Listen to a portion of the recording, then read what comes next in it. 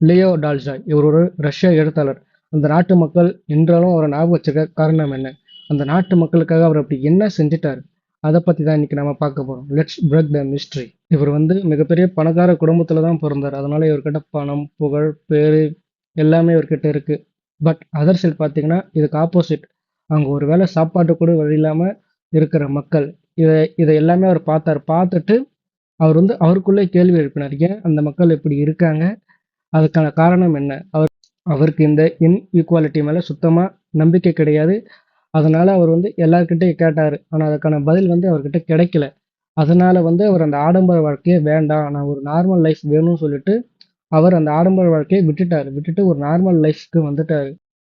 பணம், புகழ், பேரு எதுவுமே நம்ம வாழ்க்கைக்கு ஒரு அர்த்தத்தை கொடுக்காது. அமைதி மட்டும்தான் நம்முடைய வாழ்க்கைக்கு அர்த்தத்தை கொடுக்கணும் இவர் வந்து நம்பினார்.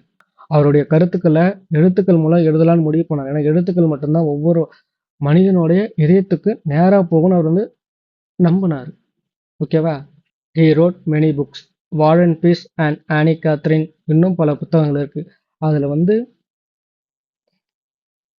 வார் அண்ட் பீஸ் இது வந்து 1200 பேஜஸ் இருக்கு. இது வந்து எதை பத்தினா ரோமன் மக்களோட வாழ்க்கை நிலையை பத்தி இருக்கு. பிளஸ் அவருடைய ஃபிக்ஷன் ஸ்டோரி அதில் கலந்து எழுதியிருக்காரு.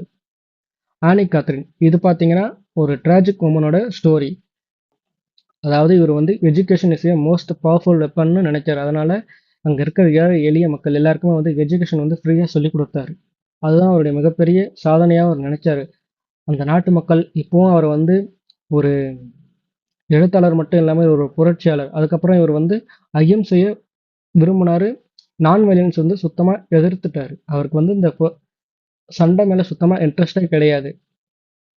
லியோ டால்ஸ்டாய் இவருடைய புத்தகங்கள் இப்போவும் மில்லியன் கணக்குல வந்து சேல் ஆகிட்டு இருக்கு.